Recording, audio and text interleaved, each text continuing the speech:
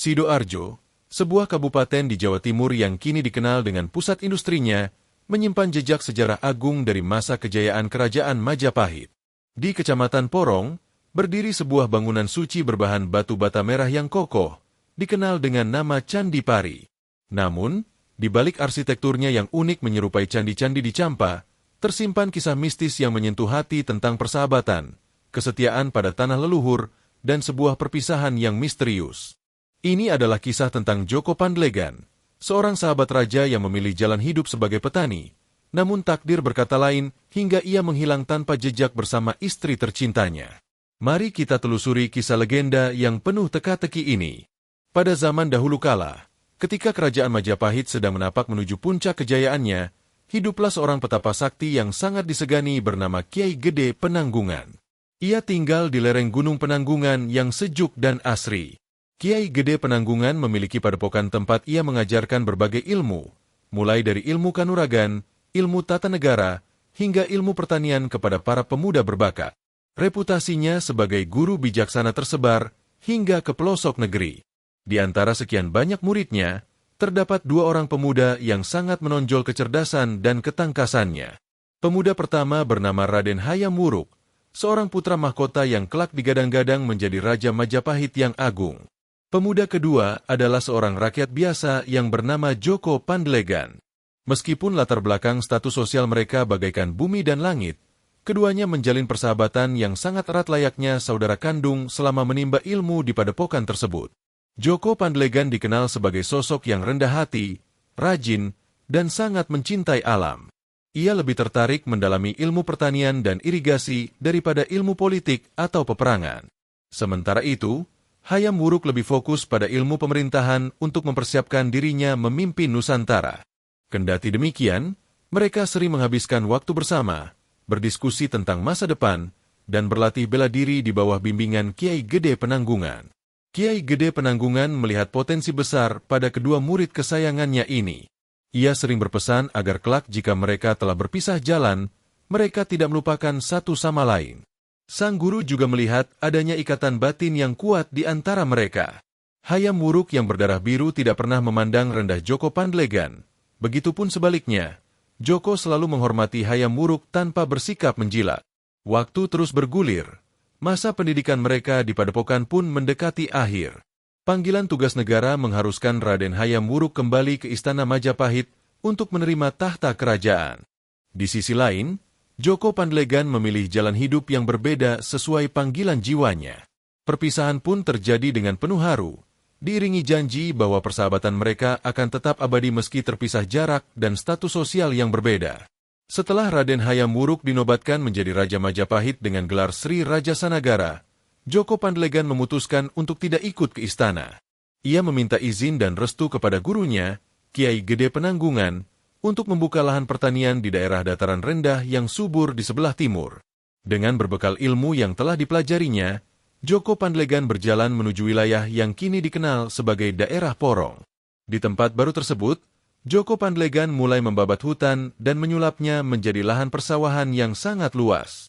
Ia bekerja keras siang dan malam, menerapkan sistem pengairan yang canggih yang ia pelajari dari gurunya. Ketekunannya membuahkan hasil. Tanah yang semula hutan belantara berubah menjadi hamparan sawah yang hijau dan subur. Banyak orang mulai berdatangan dan ikut bermukim di sana, membentuk sebuah desa yang makmur. Melihat keberhasilan dan akhlak mulia Djoko Pandlegan, Kiai Gede Penanggungan merasa sangat bangga. Sebagai tanda kasih sayang, sang guru menikahkan putrinya yang cantik jelita bernama Nyai Roro Walang Angin dengan Djoko Pandlegan. Pernikahan ini semakin melengkapi kebahagiaan Djoko. Nyai Roro Walang Angin adalah istri yang sangat setia dan cekatan membantu suaminya mengelola hasil pertanian dan membina warga desa. Desa tempat tinggal Djoko Pandlegan dan Nyai Roro Walang Angin itu kemudian dikenal dengan nama Desa Pari. Nama, Pari, dalam bahasa Jawa berarti padi, yang melambangkan komoditas utama dan sumber kemakmuran desa tersebut. Di bawah bimbingan Djoko Pandlegan, desa ini tumbuh menjadi lumbung padi yang sangat penting bagi wilayah sekitarnya. Kehidupan mereka sangat damai, jauh dari hiruk-pikuk intrik politik istana. Djoko Pandlegan dan istrinya hidup dalam kesederhanaan meskipun mereka sangat berkecukupan.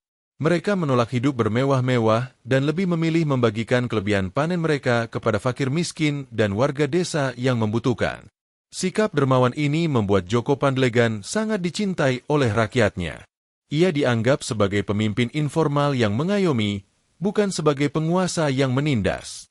Tahun demi tahun berlalu, kerajaan Majapahit di bawah pemerintahan Prabu Hayam Wuruk mencapai puncak kejayaannya. Namun, suatu ketika, kerajaan menghadapi tantangan berupa musim kemarau yang cukup panjang. Stok pangan di lumbung istana mulai menipis, dan raja mulai mengkhawatirkan kesejahteraan rakyatnya.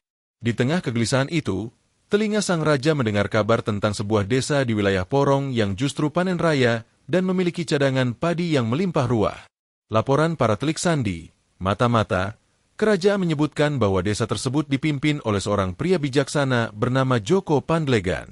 Mendengar nama itu, ingatan Prabu Hayam Wuruk langsung terlempar ke masa lalu, ke masa-masa indah saat berguru di lereng Gunung Penanggungan. Ia teringat pada sahabat karibnya yang telah lama tidak ia jumpai. Rasa rindu menyeruak di hati sang raja, bercampur dengan harapan bahwa sahabatnya itu bisa membantu kerajaan mengatasi masalah pangan. Prabu Hayam Wuruk sangat gembira mengetahui bahwa sahabatnya telah sukses dan hidup bahagia. Ia merasa bangga bahwa Joko Pandlegan berhasil membuktikan kemampuannya mengolah bumi Majapahit. Tanpa membuang waktu, Raja Hayam Wuruk segera memerintahkan utusan khusus untuk pergi ke desa Pari. Utusan itu membawa pesan undangan agar Joko Pandlegan datang menghadap ke istana Majapahit. Niat sang raja sebenarnya sangat mulia. Selain ingin melepas rindu, ia ingin mengangkat Joko Pandlegan menjadi pejabat istana yang mengurusi masalah pertanian, mengingat keahliannya yang luar biasa. Raja berpikir bahwa kemampuan Joko harus dimanfaatkan untuk skala yang lebih luas demi kemakmuran seluruh Nusantara, bukan hanya untuk satu desa saja. Namun, Raja tidak menyadari bahwa niat baik ini bisa disalahartikan atau menimbulkan kekhawatiran bagi Joko. Berita kedatangan utusan Raja ke desa Pari disambut dengan antusias oleh warga desa, namun tidak demikian dengan Joko Pandlegan. Ketika ia menerima surat undangan dari sahabat lamanya itu, hatinya diliputi kegelisahan. Ia mengenal watak kehidupan istana yang penuh aturan dan keterikatan. Firasatnya mengatakan bahwa jika ia pergi ke istana, ia mungkin tidak akan pernah bisa kembali menikmati kebebasannya sebagai petani di desa Pari. Joko Pandlegan berdiskusi dengan istrinya, Nyai Roro Walang Angin, mengenai undangan tersebut. Sang istri pun merasakan kekhawatiran yang sama. Mereka mencintai kehidupan desa yang tenang dan damai.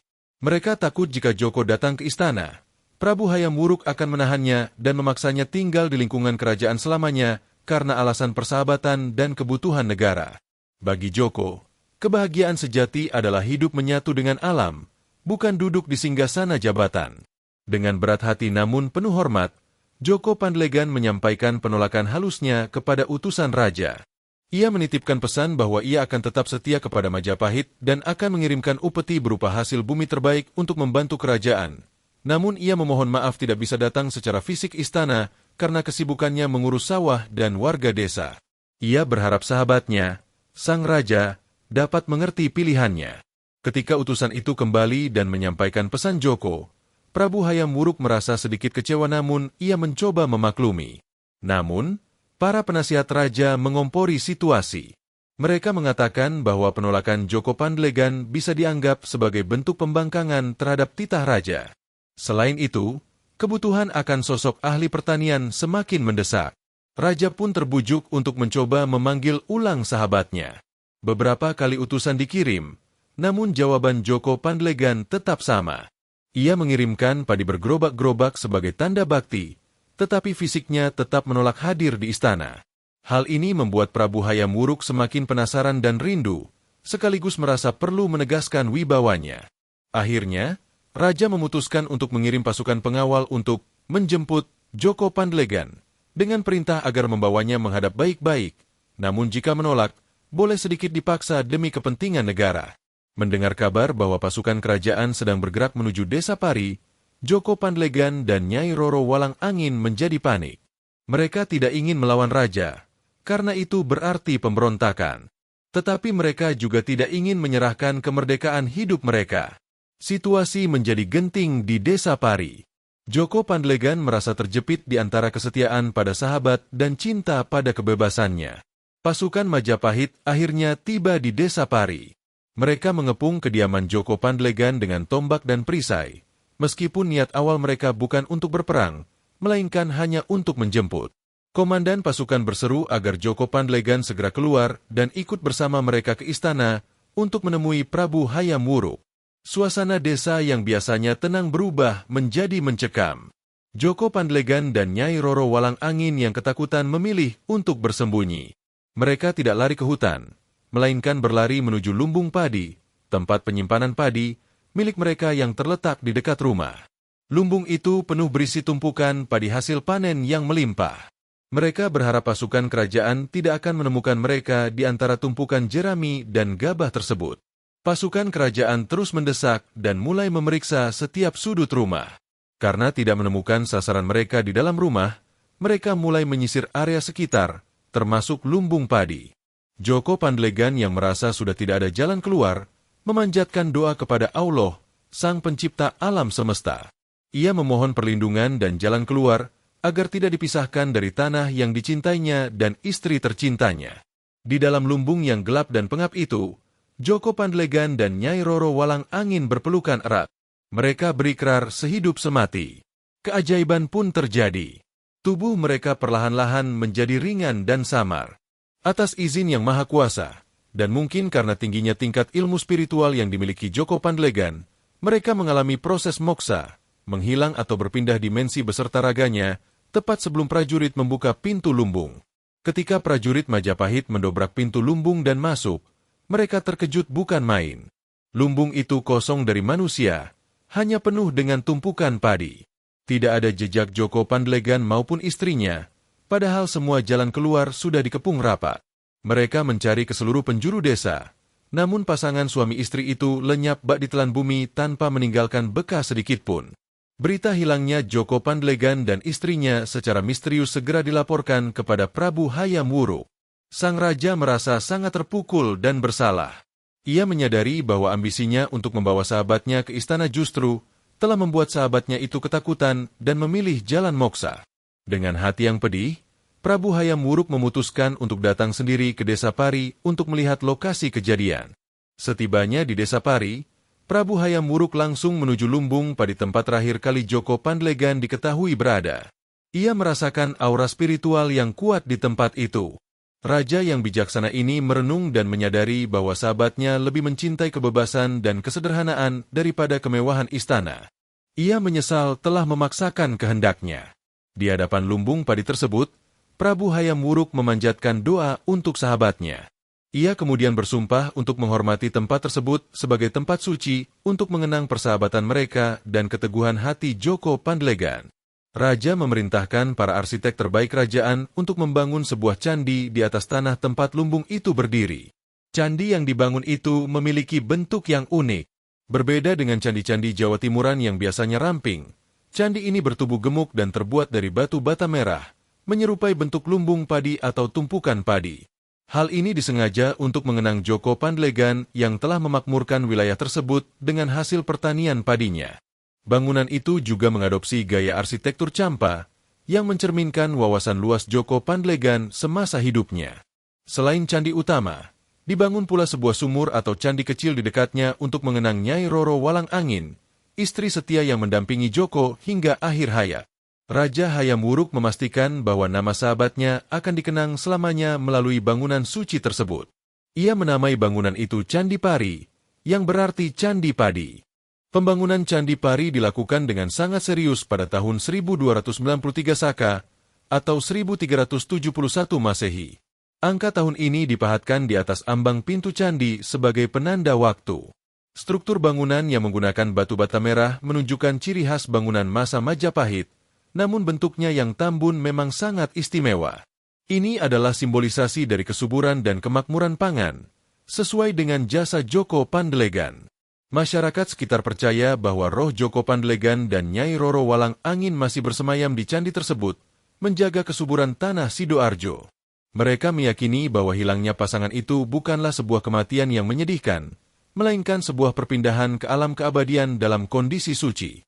Candi Pari menjadi saksi bisu betapa kuatnya ikatan cinta suami istri tersebut dan keteguhan prinsip hidup mereka. Candi ini juga menjadi pengingat bagi para penguasa agar tidak memaksakan kehendak kepada rakyatnya. Prabu Hayam Wuruk, meskipun seorang raja besar, belajar pelajaran berharga tentang menghargai pilihan hidup orang lain dari peristiwa ini. Candi Pari berdiri kokoh di tengah sawah, seolah-olah Joko Pandelegan masih berdiri di sana mengawasi sawah-sawahnya yang hijau. Keberadaan Candi Pari juga sering dikaitkan dengan Candi Sumur yang letaknya tidak jauh dari sana. Konon, Candi Sumur adalah tempat menghilangnya Nyai Roro Walang Angin secara spesifik, sementara Candi Pari adalah tempat Joko Pandelegan. Kedua situs ini menjadi satu kesatuan legenda yang tak terpisahkan, menggambarkan dualisme antara laki-laki dan perempuan, serta pemimpin dan pendampingnya. Hingga hari ini, arsitektur Candi Pari yang megah tetap menjadi daya tarik. Bagian atapnya yang menyerupai pegunungan Mahameru melambangkan tempat bersemayamnya para dewa, sekaligus menyimbolkan tingginya derajat spiritual Joko Pandelegan yang memilih jalan moksa daripada terikat keduniawian istana yang penuh pamrih. Seiring berjalannya waktu, Candi Pari tidak hanya menjadi situs arkeologi, tetapi juga pusat spiritual dan budaya bagi masyarakat setempat. Setiap tahun, atau pada waktu-waktu tertentu, warga sering mengadakan selamatan atau doa bersama di sekitar candi. Mereka memohon kepada Allah agar diberikan hasil panen yang melimpah dan dijauhkan dari bencana, sebagaimana kemakmuran yang pernah dibawa oleh Joko Pandelegan. Kisah Joko Pandelegan mengajarkan tentang definisi kesuksesan yang berbeda. Bagi sebagian orang, kesuksesan adalah jabatan dan kekayaan di istana. Namun bagi Joko, kesuksesan adalah ketenangan jiwa, kemandirian, dan kebermanfaatan bagi sesama tanpa harus kehilangan jati diri. Pilihan hidup Joko Pandelegan menjadi inspirasi tentang integritas dan keberanian berkata, tidak, pada kekuasaan demi prinsip yang diakini. Desa di sekitar Candi Pari tetap menjadi daerah pertanian, meskipun kini terhimpit oleh industrialisasi. Legenda ini menjadi benteng budaya yang mengingatkan generasi muda Sidoarjo akan akar sejarah mereka sebagai masyarakat agraris yang tangguh. Sosok Joko Pandelegan adalah representasi dari petani yang bermartabat, cerdas, dan memiliki posisi tawar yang tinggi bahkan di hadapan seorang raja. Para sejarawan dan arkeolog terus meneliti situs ini untuk mengungkap lebih banyak fakta sejarah. Namun, bagi masyarakat awam, legenda tutur tentang Joko Pandelegan dan Nyai Roro Walang Angin jauh lebih hidup dan melekat di hati. Kisah misteri hilangnya pengantin ini terus diceritakan dari kakek ke cucu, memastikan bahwa nama Joko Pandelegan tidak akan pernah dilupakan. Akhirnya, Candi Pari berdiri tegak sebagai monumen persahabatan sekaligus monumen perpisahan. Ia mengajarkan kita bahwa cinta, persahabatan, dan kekuasaan memiliki batas-batasnya sendiri. Dan di atas segalanya, kehendak Allah lah yang paling menentukan takdir manusia. Apakah ia akan berakhir di singgasana emas atau moksa dalam keabadian misterius di sebuah lumbung padi. Legenda Candi Pari mengajarkan kita untuk menghargai pilihan hidup orang lain dan tidak memaksakan kehendak, meskipun kita memiliki kekuasaan atau niat baik sekalipun. Kebahagiaan sejati tidak selalu terletak pada jabatan tinggi atau kemewahan harta, melainkan pada ketenangan hati dan kebebasan menjalani hidup sesuai panggilan jiwa. Selain itu, kisah ini juga mengingatkan kita akan pentingnya kesetiaan pasangan suami istri dalam suka maupun duka, serta pentingnya menjaga amanah ilmu untuk kemaslahatan orang banyak. Kita harus selalu berserah diri kepada Allah dan memegang teguh prinsip kebenaran.